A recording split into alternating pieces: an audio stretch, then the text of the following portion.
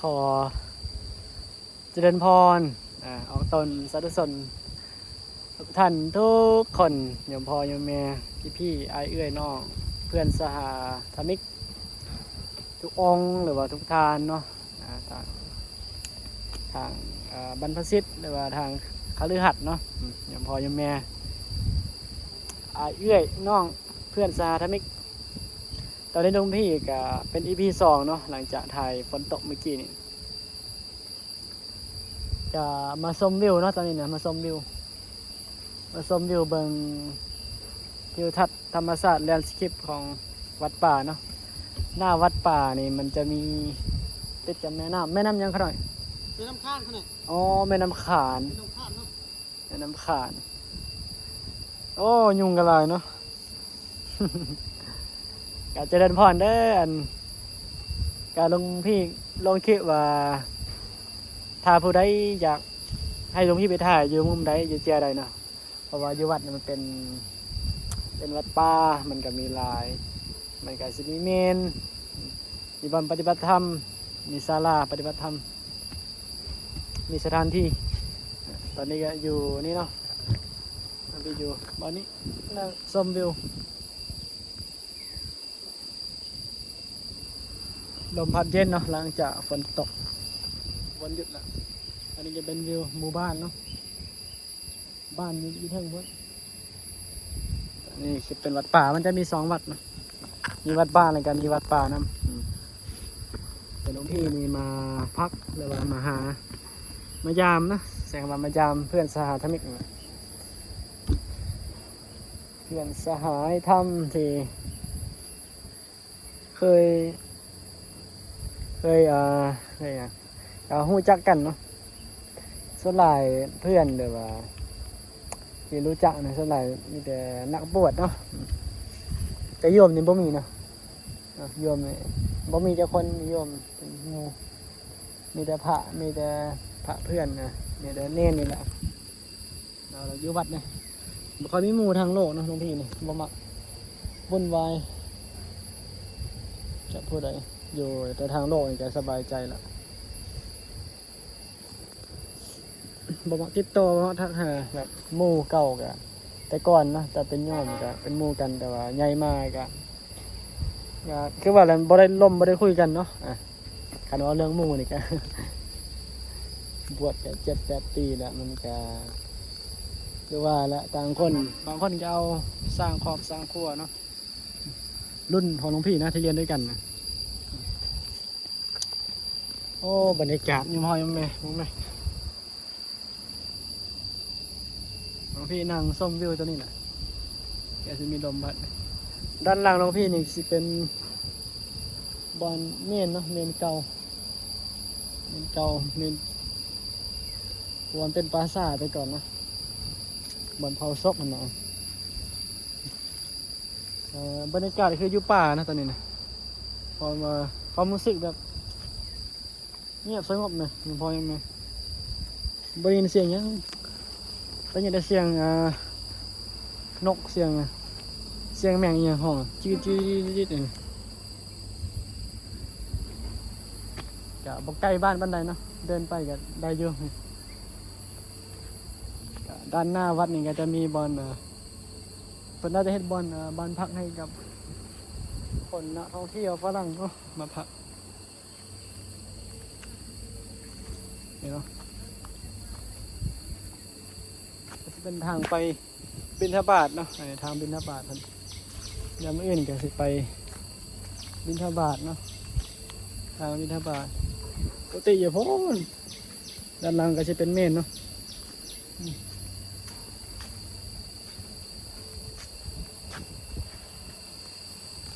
เดี๋ยวเราจะถามพาเพื่อนกันเขาจะเดินไปเพิ่นบ่เป็นปราสาทเนาะเพิ่นว่าก่อนจะเป็นวัดเป็นปราสาทเพิ่นว่าจะพานั่งสมาธิเนาะ เพิ่นว่าจะพานั่งสมาธิสอดแจ้งเพราะว่าวันนี้เป็นวันพระด้วย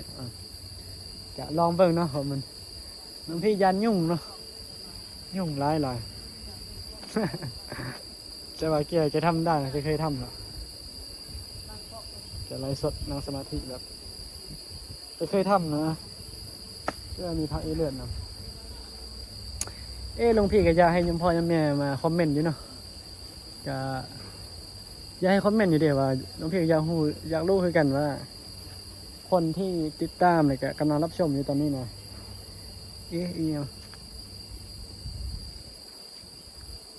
เป็นคนจังหวัดใดเนาะตอนนี้ก็มีแม่นั่นไงมาตอบหลวงพี่เนาะหลวงพี่ขอเนี่ยถ่ายคลิปเด้อจะดินจะดอนจะบอลจะทีหรือว่าเพิ่นบ่ให้ถ่ายบ่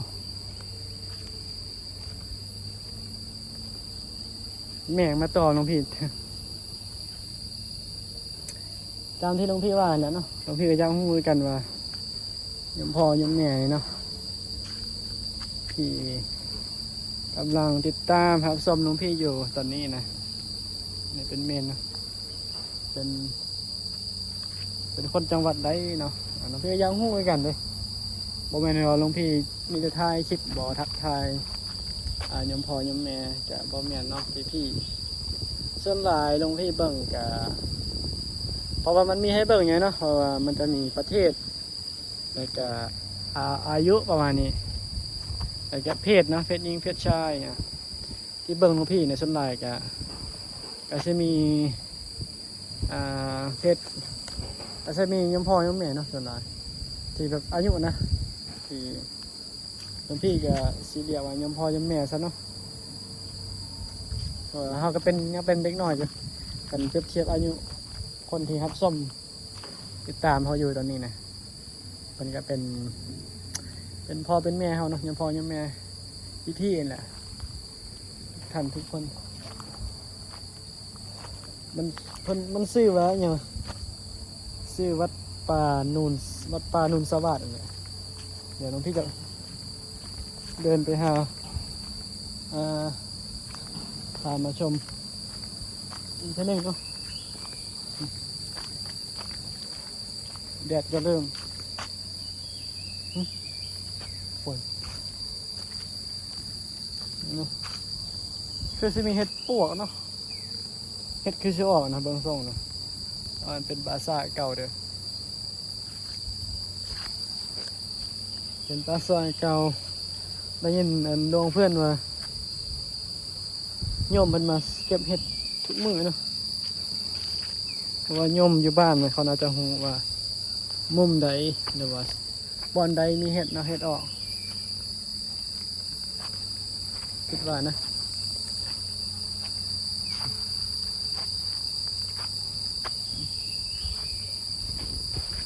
มันมี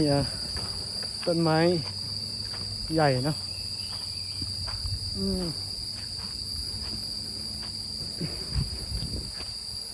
เห็ดปวกเห็ด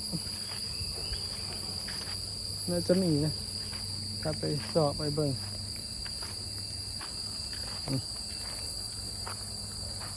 ก็จะมีระฆังเนาะเอาไว้ส่งเสียงส่งสัญญาณให้กับนักประพฤติวัดปฏิบัติธรรมเนาะระฆัง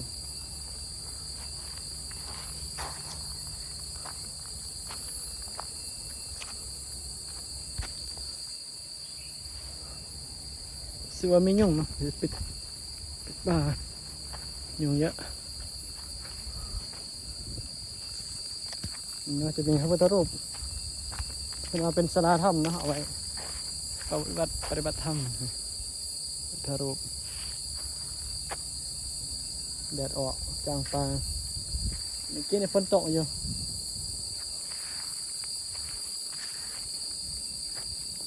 บอกต้นไม้ไง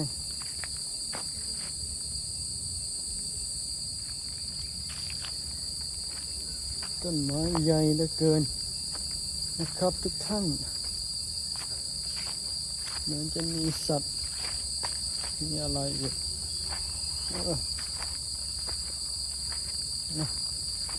พระเพื่อนแกนั่งสมาธิเสร็จแล้วกัน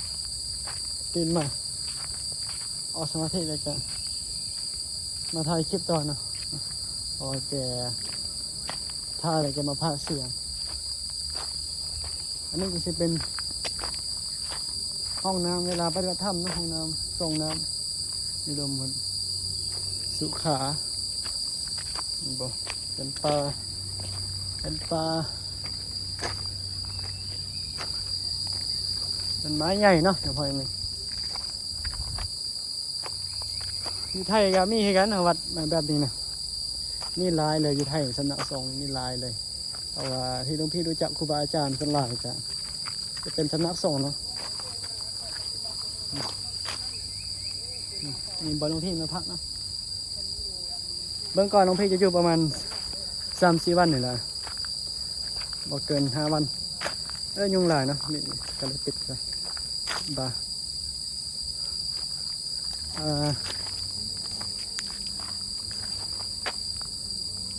ตอนนี้น้องพี่ก็เดินไปเดินมาได้เนาะก็พอดีอันนี้ก็เป็นซ้อนก็เป็นทางหลังเนาะหลังวัดหน้าวัดก็อยู่ทางพ้นเนาะหน้าวัดก็จะเป็นหลังหน้าของพระประธานพระองค์ประธานมีจะเห็นเบื่อเนาะจะเห็นเบื่อต้นไม้เพราะว่าตอนแรกนะหลวงพี่ว่าจะอยู่บ้านจากจนสิ้นเดือนเนาะตอนแรกนะแต่ว่ามันบ่ค่อยอำนวยปานไหนบ้านหลวงพี่นะบ่แม่นว่าบ้านจนแหละสิอยู่บ่ได้เลยบ่แม่นบ่สะดวกเลยอยู่บ่ได้เพราะหลวงพี่ก็รู้สึกเกรงใจอยู่เนาะรู้สึกเกรงใจพ่อแม่เพิ่นเพิ่นต้องเบิ่งแบบดูแลเฮานะความหมายดูแลแบบเรื่องอาหารนะเพราะว่าทางที่เฮาน่ะเป็นพระสินะก็มันซ้ำกับไปรบกวนเพิ่นนะคันอยู่ตอนนะก็บ่ถึงคำว่ารบกวนแต่ว่าหลวงพี่ความรู้สึกนะคิดว่าก็ให้เพิ่นแบบเพิ่นก็ลำบากแหละนะความหมายหลวงพี่ก็เลยลำบากในต้องหาเลี้ยงหาอาหารหาข้าวปลาหาเห็ดหาหน่อสิมาแกงให้เฮาปกติเพิ่นจะไปให้ไปหน้าจะได้นะยมพอยมเนยที่หลวงพี่เฝ้ามาเนี่ยจะมีเห็ดพ่นก็คือนึ่งมาน้ำบ้านหลวงพี่นี่โอ้ลำบากยมพอยเนี่ยน้ำส่งน้ำอ่างมันบ่มีต้องได้ไปเกรงใจนะหลวงพี่พักบ้านนะบ้านญาติเลยตรงบ้านหลวงพี่นี่มันห้องน้ำบ่ค่อยอำนวยปานใดบ้านญาติก็คือบ้านญาติแท้ๆนี่แหละแต่เกรงใจอยู่เนาะพักประมาณ4 วันมื้อนั้นพักคืน4 วัน